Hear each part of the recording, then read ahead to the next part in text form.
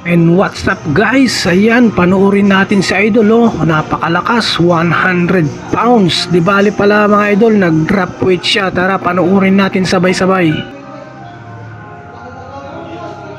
From 100 pounds pala si Idol to 85 pounds down to 25 kilogram.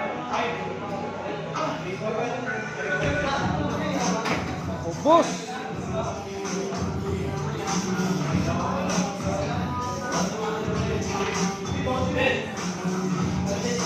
ayan mga idol, is sinunod nga niya yung 85 pounds.